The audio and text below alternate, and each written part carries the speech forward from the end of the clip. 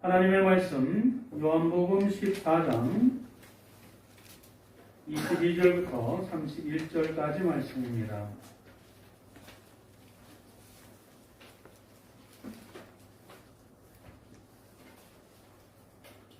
요한복음 14장 22절부터 31절까지 말씀입니다.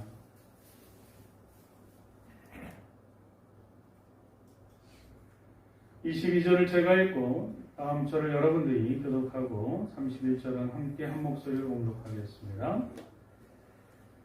가룟 아닌 유다가 이르되 주여 어찌하여 자기를 우리에게는 나타내시고 세상에는 아니하려 하시나이까.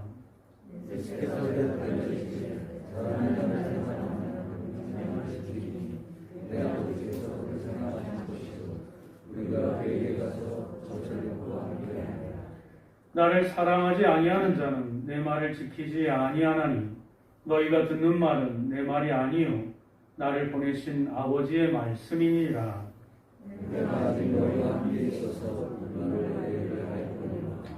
보혜사 곧 아버지께서 내 이름으로 보내실 성령 그가 너희에게 모든 것을 가르치고 내가 너희에게 말한 모든 것을 생각나게 하리라.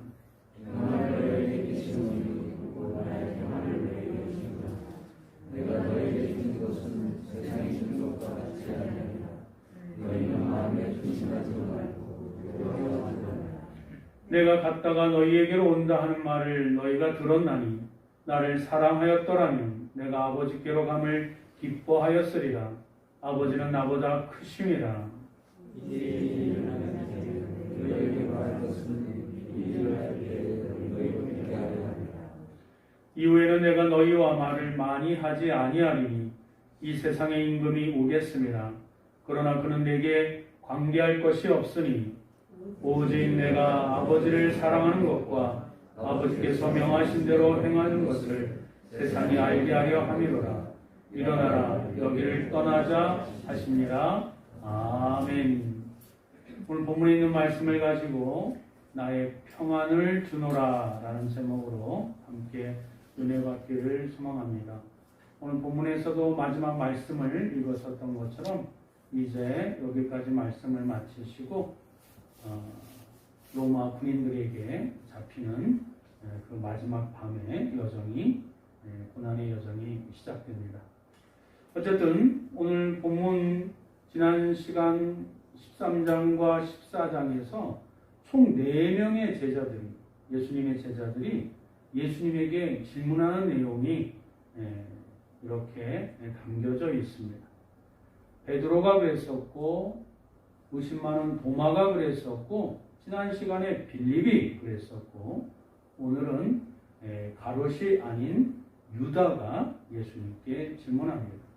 특별히 성경이 가롯이 아닌 유다라고 지목하는 이유는 가롯 유다가 아님을 강조하기 위해서 또 구별하기 위해서 그렇게 가롯이 아닌 유다라고 지목해서 성경은 그 제자가 누구인지를 밝혀주고 있습니다. 우리 22절을 한번 읽어볼까요? 시작. 가롯이 아닌 유다가 이르되 주여 어찌하여 자기를 우리에게는 나타내시고 세상에는 아니하려 하시나이까. 앞서 예수님께서는 3명의 제자들의 질문을 통해서 자세하게 친절하게 말씀해 주셨음에도 불구하고 여전히 잘 이해하지 못하고 잘 깨닫지 못했었던 제자 중 한 명, 가룟인 유다가 가룟이 아닌 유다가 재차 질문하게 됩니다. 이 가룟이 아닌 유다는 야고보의 아들 유다며 또 요한계시록 전에 기록되어 있는 유다서의 저자로 우리가 알려져 있습니다. 어쨌든 본인도 주님이 하신 말씀이 점점점 내 생각과 내 어떤 주관과 점점 동떨어지고 좀 이렇게 알기 어려운 그런 말씀들로 계속 점철되니 주님에 대한 그런 신뢰가 확신이 안 들었었던 모양인 것 같습니다. 이것은 오늘 이 자리에 앉아 계신 또 예배를 온라인으로 드리는 모든 성도들도 마찬가지로 신앙생활 하는데 동일하게 느끼는 그런 공감대 가운데 하나가 아닐까, 또 고민이 아닐까 생각해 봅니다. 설교를 얼마나 많이 있어요. 성경책 얼마나 쉽게 구해요. 요즘은 안티크리스찬들이 히브리어 헬라어까지 공부해서 이 성경을 공격을 해요. 기도도 많이 하는데 도무지 마음이 시원하지 않아요. 말씀을 많이 하는 것 같은데 도통 그 맥이 잡히지 않아요. 어느 날은 성령 충만해서 그 아침에 그 미명에 햇살, 조그만 햇살이 비춰오더라도 콧노래가 찬송이 흘러나오더라도 갑자기 좀 마음이 울적하거나 어려운 일이 생기면 그새 풀이 죽어가지고 믿음이 온데간데 없는 인생의 허무함을 이렇게 탓하고 또 감정이 곤두박치는 우리의 모습들을 보게 됩니다. 마음과 믿음이 굳세지 못하니 어떤 위기나 시련이 닥치면 금세 의심하고 부인하고 그런 모습들을 지금 유다뿐만 아니라 우리 자신에게도 그런 모습을 보게 됩니다. 가려지 다니는 유다가 이런 믿음과 의심 사이에 왔다 갔다 하는 모습을 주님이 보시고 이렇게 대답을 해주십니다. 우리 23절 한번 볼까요?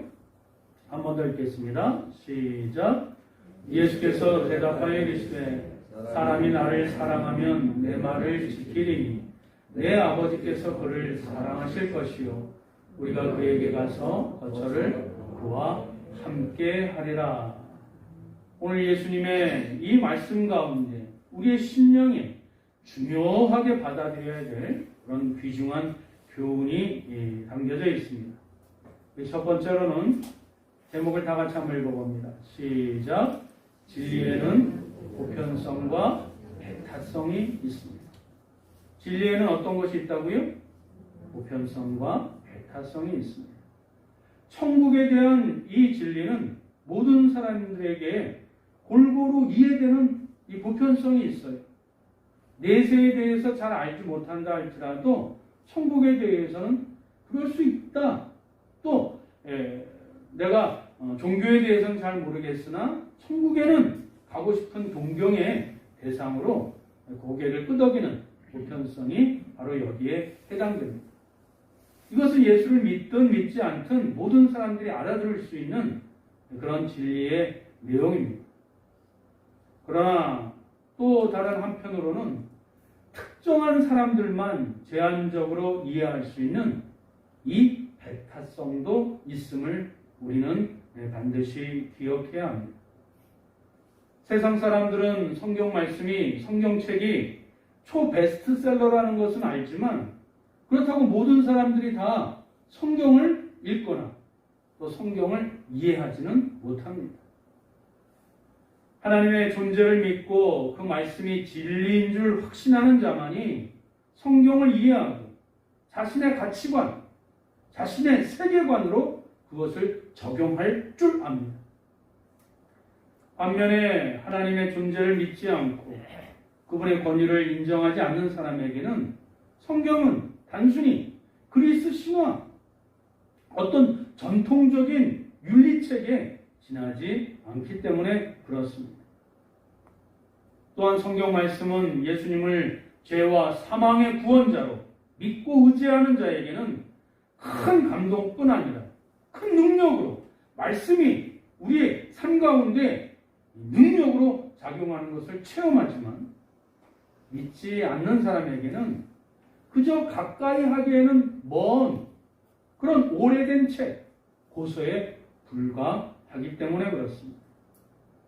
그래서 주님이 덧붙여 말씀하십니다. 24절입니다. 한 번 더 읽겠습니다. 시작. 나를 사랑하지 아니하는 자는 내 말을 지키지 아니하나니 너희가 듣는 말은 내 말이 아니요 나를 보내신 아버지의 말씀입니다. 할렐루야. 주님이 말씀하신 바는 누구의 말씀이라고요? 하나님의 말씀, 아버지의 말씀이라고 말씀해 주고 있습니다. 그러니 예수님을 사랑하지 않으면 말씀을 이해하지 못할 뿐만 아니라 받아들이지도 못하고 자기 삶에 실천하고 적용하지 못하는 것입니다. 마치 주님이 말씀해 주셨던 것처럼 돌밭에 뿌려진 씨처럼 예수님의 말씀을 들어도 자기 심령에 깊이 뿌리를 내리지 못해서 이 죄악 많고 이 험한 인생을 하나님의 말씀으로 적절하게 또는 용기 있게 대응하지 못하게 되는 것입니다. 주님이 말씀하신 마태복음 13장 20절 21절 한 번 더 읽어봅니다. 시작. 돌밭에 뿌려졌다는 것은 말씀을 듣고 즉시 기쁨으로 받되 그 속에 뿌리가 없어 잠시 견디다가 말씀으로 말미암아 환난이나 박해가 일어날 때는 곧 넘어지는 자요. 이렇게 우리 마음에 진리이신 성경 말씀이 들려짐에도 오늘도 선포되어짐에도 불구하고 잠깐 받았다가 뿌리를 내지 못해서 금세 세상으로 돌아가 버리는 그런 안타까운 사람들이 많이 있다는 것입니다. 그러나 여기에 희망이 있습니다. 머리가 나빠도 내 심령이 돌밭 같은 심령이라 할지라도 고집과 편견에 사로잡혀 있다 할지라도 진리의 하나님의 말씀을 더 가까이 이해할 수 있고 또 믿을 수 있도록 도와주시는 분이 계시다는 것. 이것이 우리에게 희망이 되고 우리에게 또 놀라운 기쁨이 되는 줄 믿습니다. 이것이 오늘 주님이 말씀하신 이제 본론으로 들어갑니다. 두 번째 제목 다 같이 한번 읽어볼까요? 시작. 보혜사 성령님은 진리의 영이십니다. 여러분 믿으십니까? 인정하십니까? 주님께서 십자가 매달려 돌아가시고 부활 승천하신 뒤에 우리에게 누구를 보내주신다고 말씀하셨어요? 은혜를 더해주시는 그 돕는 자, 보혜사 성령님을 보내주신다고 말씀해 주셨는데 그분의 핵심의 사역은 뭐예요? 진리를 밝히시고 진리를 깨닫게 하시는 진리의 영이십니다. 그러니 우리가 하나님의 말씀을 들을 때에 이해하고 받아들일 뿐만 아니라 하나님을 향한 더욱 굳센 믿음을 가질 수 있는 것. 그것은 내 안에 있지 아니하고 바로 하나님께 있음을, 성령님께 있음을 우리가 다시 한번 우리가 겸손하게 이 진리를 받아들여야 될 줄 믿습니다. 그래서 예수님은 당신의 제자들이 정말로 하나님의 말씀을 듣고 그 진리 안에 거하기를 원한다면 요한복음 22장에도 기록되어 있는 것처럼 성령을 받으라. 뭘 받으라? 뭘 받으라? 성령을 받으라 라고 말씀해 주고 있습니다. 근데 여기 2000년 전에 제자들에게는 성령을 받으라 라는 표현이 적절하지만 오늘날 우리에게는 성령을 받으라 라는 표현은 적절하지 않습니다. 왜 그렇지요? 우리는 이미 예수님을 믿으면 우리 안에 성령이 내주하세요? 내주하지 않으세요? 내주하십니다. 그것을 성령의 인치심이라고 얘기해요. 성령이 도장을 찍어주셨어요. 성령이 함께 하신다라고 하시는 말씀이 바로 우리 안에 있습니다. 어떤 사람은 굉장히 감정과 오감이 뒤섞여져서 그 성령을 체험하는 사람이 있는 반면에 마치 어디서 왔다고 어디로 가는지 알지 못하는 바람과 같이 성령이 우리 안에 이렇게 깃드는 것을 우리는 주님의 말씀으로 예수님을 믿는 모든 믿음의 백성들에게는 성령이 우리 안에 있음을 우리가 확신해야 될 줄 믿습니다.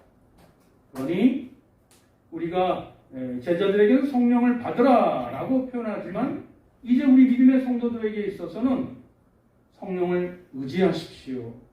성령께 의탁하십시오.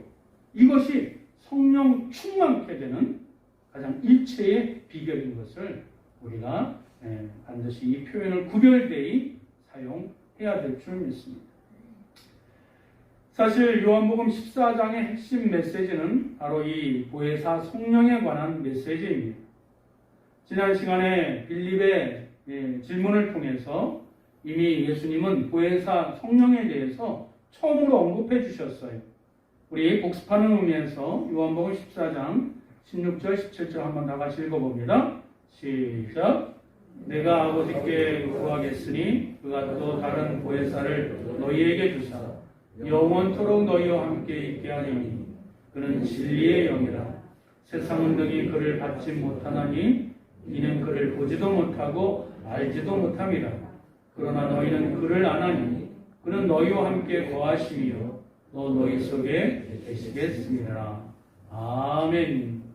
그러면서 가롯이 아닌 유다가 또 이해하지 못하는 그런 질문을 하니 예수님이 거듭 보혜사 성령에 대해서 두 번째로 오늘 언급해 주시는 메시지가 오늘 읽은 본문 가운데 있습니다.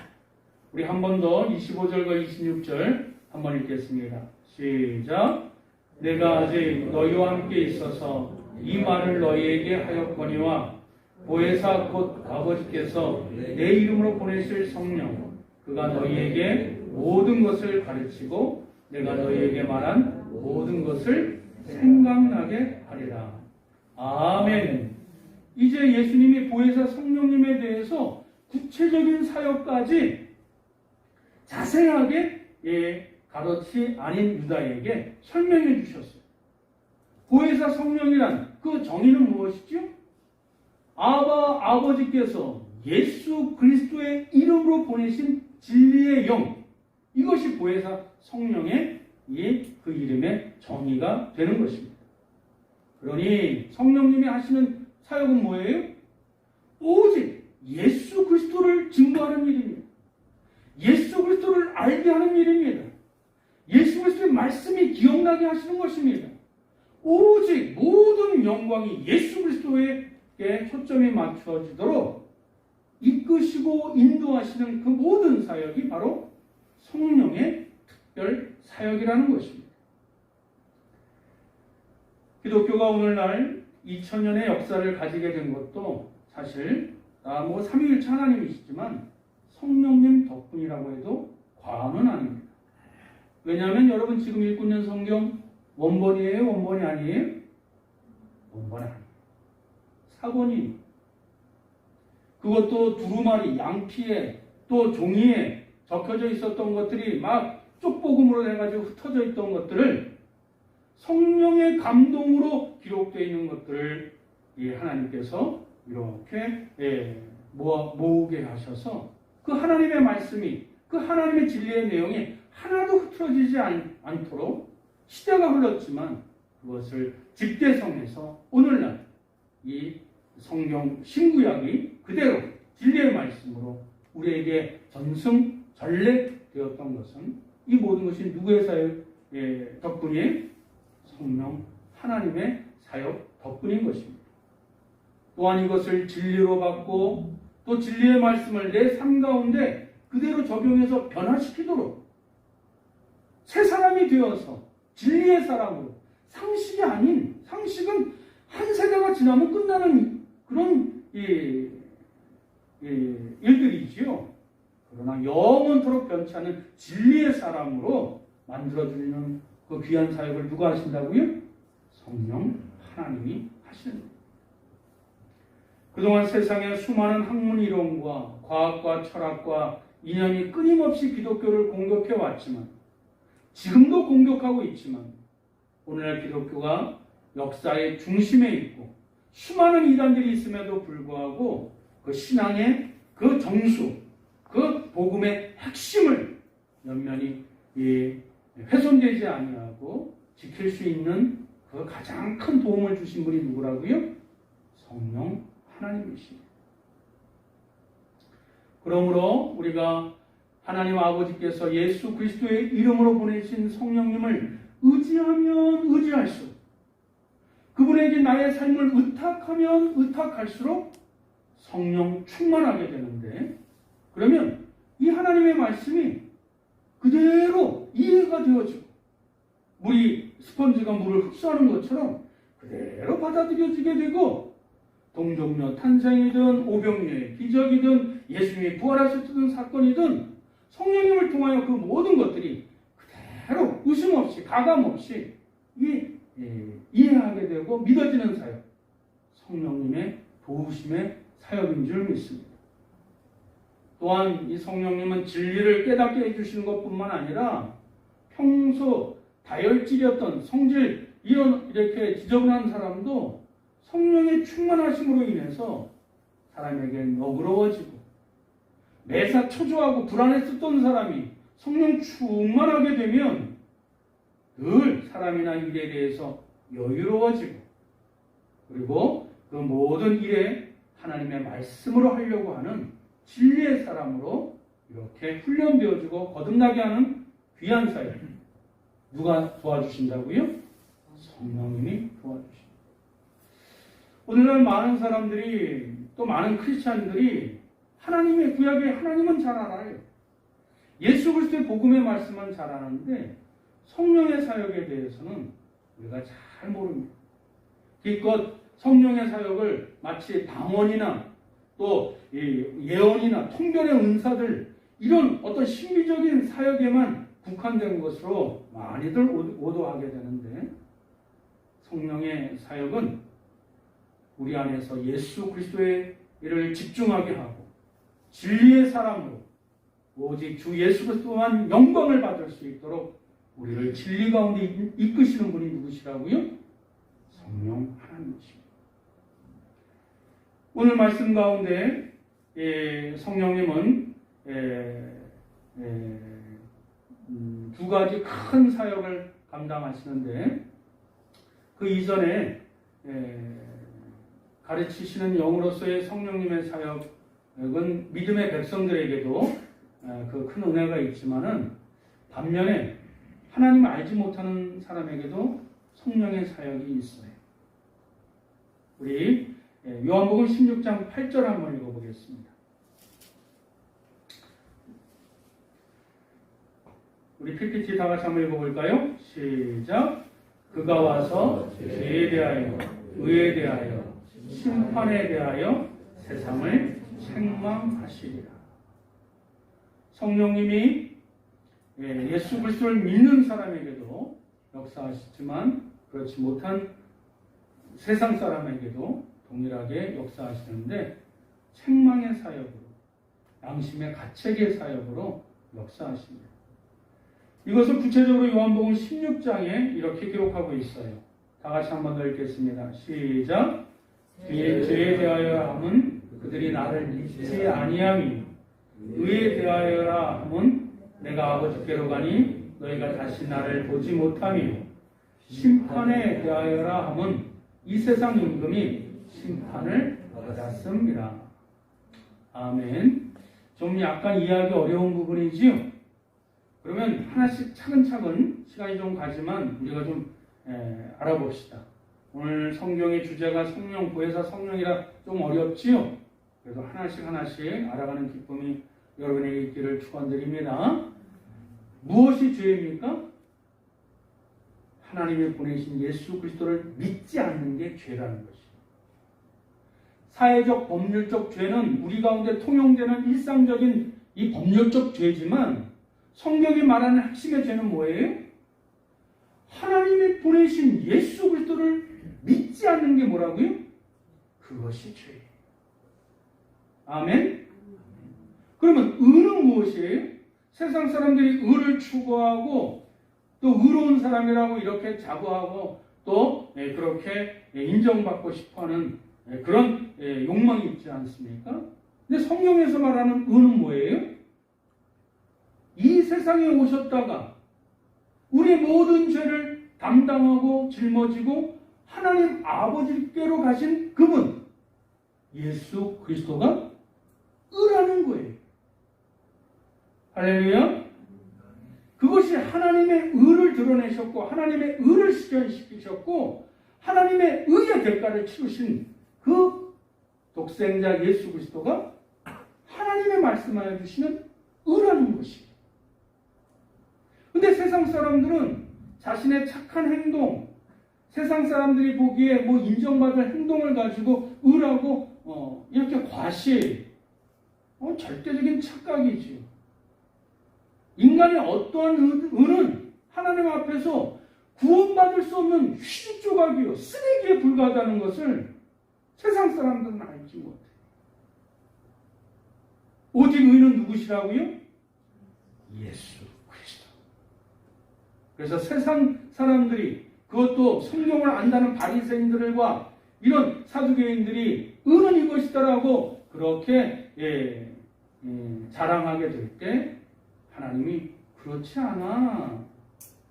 새로운 의, 아니 원래부터 하나님이 말씀해 주신 새로운 의, 그분이 누구세요? 예수 그리스도를 우리에게 보내주셨던 것입니다. 그러므로 예수님을 누구든지 믿기만 하면 하나님은 그를 의롭다고 인정해 주시는데, 그것이 앞서 말씀드렸던 성령의 인치심. 너는 의로운 하나님의 사람이야. 너는 의로운 하나님의 백성이야. 내 모습 알지요. 내 지금 행태를 알지요. 그럼에도 불구하고 우리의 죄를 대신하여 돌아가신 예수 그리스도를 믿음으로 말미암아 너는 의로운 자라. 그래서 그 도장이 누구예요? 성령님이세요. 그 성령님이 어디에 계세요? 예수 그리스도를 믿음으로 내 안에 계십니다. 할렐루야. 네. 믿으십니까? 네. 이것을 확신하는 자는 성령님을 더욱더 의지할 수밖에 없으며 성령님을 더욱더 의탁할 수밖에 없으며, 그러므로 말미암아 진리 가운데 더욱더 거하게 하십니다. 그리고 예수님이 이 세상에 오심으로 세상은 이미 심판을 받고 있어요. 오늘 본문 말씀 가운데 세상 그 임금이 심판을 받았다라고 말씀해주고 있지요. 여러분들 이집트의 파라오 아시지요? 그 피라미드, 그 무덤의 주인이 파라오 아닙니까? 한때 막강한 권력의 상징이나 지금은 한낱 미라에 불과해요. 세상 사람들의 구경거리밖에 되지 않습니다. 대통령? 멀리 다른 대통령 얘기할 필요 없어요. 물론 잘한 대통령도 있죠. 국가의 원수들도 있지요. 그러나 누구나 대통령을 꿈꾸지만 정치 생리상 뇌물과 또 그 비자금 조성으로 인해서 퇴임 후에 줄줄이 감옥에 가는 형국입니다. 부정적인 예만 들었었지만 그 권력의 끝은 초라함과 허무함이라는 것이 바로 심판이 이미 시작됐다는 것을 말씀해 주고 있습니다. 그래서 사도행전 2장 37절 우리 한 번 더 읽겠습니다. 시작. 그들이 이 말을 듣고 마음에 찔려 베드로와 다른 사도에게 물어 이르되 형제들아 우리가 어찌할꼬 하거늘. 그 양심을 건드려서 우리가 어찌할꼬, 아직 예수 그리스도를 믿지 않았지만 그 말씀을 들을 때에, 복음을 들을 때에, 예수 믿는 사람을 만날 때에, 또 기독교의 그 역사를 바라보게 될 때 우리가 어찌할꼬. 그 양심을 건드려 주시는 분이 누구예요? 성령 하나님이십니다. 그 양심을 건드려서 그것이 배우자를 통해서든 어떤 책을 통해서든 어떤 사건을 통해서든 예수 그리스도를 알 수 있도록 점점 가까이 진리 가운데로 인도해 주시는 분, 그것이 성령 하나님의 사역이시라는 것입니다. 그리고 또 다른 성령의 사역은, 성령님은 예수님이 하신 말씀을 자꾸 생각나게 하십니다. 성령님의 또 다른 사역이 뭐라고요? 예수님의 말씀을 자꾸 생각나게 하세요. 우리 인간의 한계는 기억력이 감퇴되잖아요. 저도 작년 다르고 올해 다르더라고요. 나이는 아직 어리지만 메모 안 하면 금방 잊어버려요.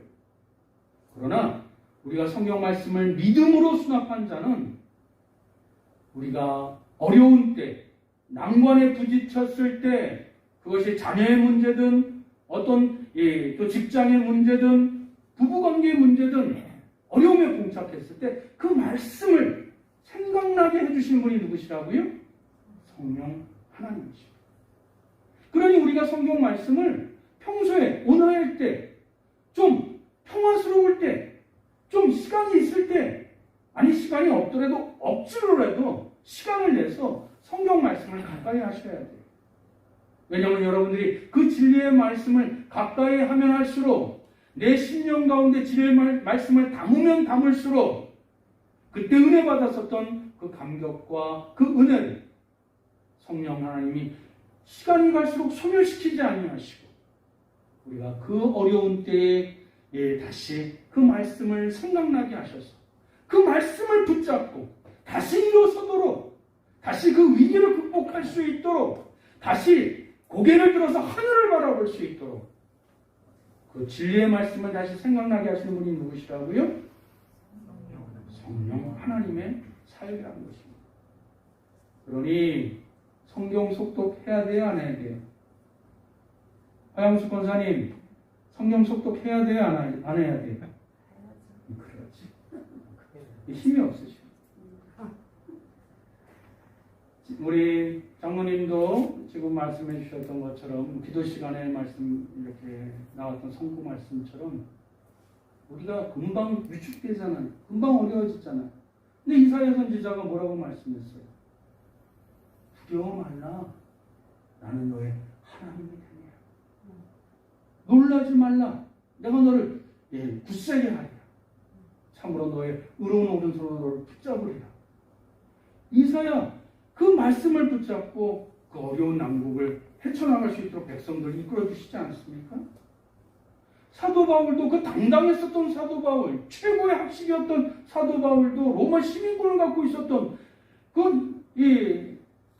보통 사람들이 함부로 하지 못했었던 그 권세를 갖고 있었음에도 불구하고 태풍 유리굴라가 닥쳤을 때 주의 말씀을 붙잡고 그 위기를 극복해내지 않습니까?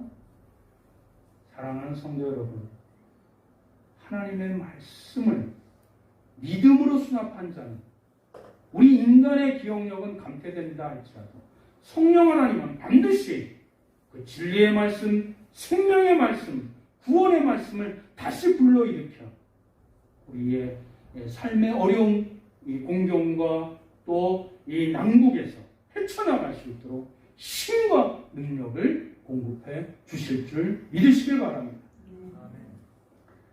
세 번째, 이제 결론입니다. 다 같이 한번 읽어보겠습니다. 시작. 보혜사 성령님의 핵심 사역은 뭐라고요? 평안. 우리 장로교는 특별히 우리 개신교 합동 측의 신학은 성령님의 핵심 중점 사역은 평안이라고 가르칩니다. 타교단을 얘기하지 않아서 좀 죄송합니다만은 타교단에서는 어느 교단에서는 성령님의 핵심 사역은 예언이라고 얘기해요. 성령님의 핵심 사역은 방언이라고 얘기를 해요. 천만의 말씀. 그건 은사의 한 부분이지. 성령님의 가장 중점 사역은 뭐라고요? 평안. 27절 다 같이 한번 읽어봅니다. 시작. 평안을 너희에게 끼치노니 곧 나의 평안을 너희에게 주노라. 내가 너희에게 주는 것은 세상이 주는 것과 같지 아니하리라. 너희는 마음에 근심하지도 말고 두려워하지도 말라. 할렐루야. 이것이 이 말씀이 성령 하나님에 대한 최종 결론의 메시지입니다. 성령 충만하면, 즉 그 말씀 이제는 이해하지요? 성령 충만이 뭐예요? 우리가 성령을 의지하고 성령님께 나의 모든 것을 삶을 의탁하게 되는 것이 성령 충만이라고 말씀드렸어요. 그러면 우리에게 모든 것을 가르쳐 주시고 순간마다 예수님이 하신 말씀을 생각나게 하실 뿐만 아니라 우리에게 무엇을 주신다고요? 평안을, 평강을 주신다는 것을 반드시 기억하시기 바랍니다. 어떤 문제와 위기, 우울과 두려움에 흔들리던 마음이 위에서 내려오는 평안과 평강으로 뒤덮여지는 그 체험을 하게 되는 것입니다. 그래서 우리 주님이 말씀하시기를 내가 주는 평안은, 성령으로 말미암아 얻게 되는 평안은 세상과 다르다라고 말씀해 주고 있어요. 앞서 말씀드렸었던 이집트 그 파라오, 그 피라미드 안에 있으면 영원한 평안이 있을 거라고 생각하고 믿었잖아요. 근데 웬걸 후대에 도굴꾼들이 그 미리아를 파헤쳐서 만방의 구경거리로 만들어버립니다. 그게 무슨 평강이에요? 우리나라 대통령도 그 권력으로 퇴임 후 평안한 여생을 누리라 믿었지만 연희동이든 대구든 평산이든 그 어느 곳에도 영원한 평안은 없습니다. 문학은 나의 구원이라고 자랑했었던 노벨 문학상을 받았던 사람이 있어요. 일본의 작가인데 제가 이름을 잊어버렸습니다. 근데 스스로 자살하고 말아요. 문학이 구원이라면서요. 그 어느 곳에도 영원한 평안은 이 땅 가운데 우리에게 주지 않습니다. 근데 성경은 뭐라고 얘기하고 있죠? 이사야 40장 8절입니다. 시작. 풀은 마르고 꽃은 시드나 우리 하나님의 말씀은 영원히 서리라. 할렐루야. 네. 또한 베드로전서 1장에도 이렇게 말씀하고 있어요. 한번 더 읽겠습니다. 시작.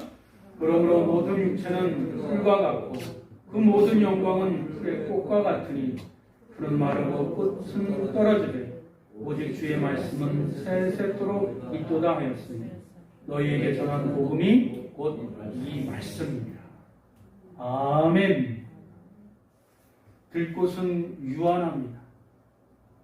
하늘에 나는 새도 언젠간 죽습니다. 그러나 그 안에 영원하신 하나님의 말씀이 깃들어 있습니다. 왜 그렇지요? 하나님께서 천지를 말씀으로 창조하셨기 때문에 그렇습니다. 빛이 있으라 하심에 빛이 있었고 풀이 있으라 하심에 그 말씀으로 말미암아 식물이 창조되었습니다. 그러니 이 우주 만물은, 이 모든 사회생활은, 우리의 가까운 인간관계는 누구를 드러내세요? 주님을 드러내세요. 하나님을 드러내세요. 주의 말씀이 드러내세요.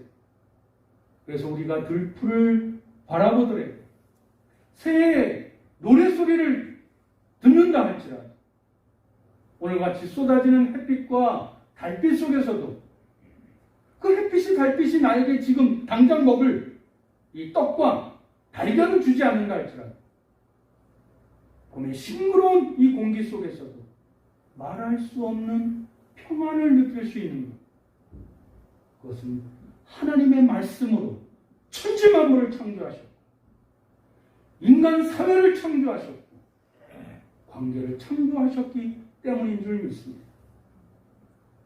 우리는 바로 그 평안을 예수 그리스도 안에서 만납니다. 예수님은 태초부터 계셨던 말씀, 로고스이기 때문에 그렇습니다.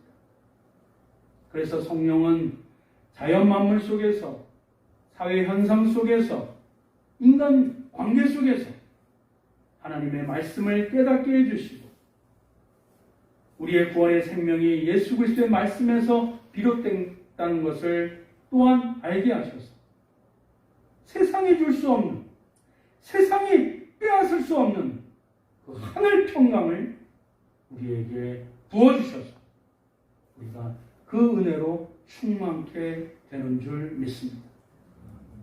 그러므로 주님이 주시는 평강만이 참되고 영원한 평강인 것입니다. 잠시 있다가 사라지는 것이 아닌 어떤 조건이 좋을 때 생기고 나쁠 때 사라지는 성질의 것이 아닌 참되고 영원한 평안, 그것을 주님께서 하나님 아버지께서 예수 그리스도의 이름으로 주신 진리의 영, 성령님으로 말미암아 우리에게 그 평안을 주십니다. 반면에 세상이 주는 평안은 어떠할까요? 여러분들 팍스로마나 아시죠? 권력으로 세상을 평정시켜요.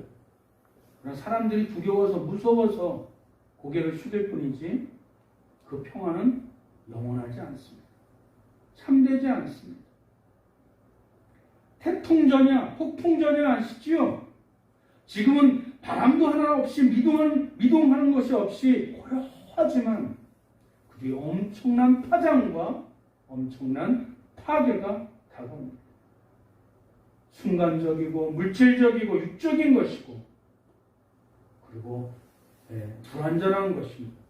이 세상이 주는 평화, 그 뒤에는 반드시 죽음이 있고 또 멸망이 있다는 것 우리는 반드시 기억해야 될 줄 믿습니다.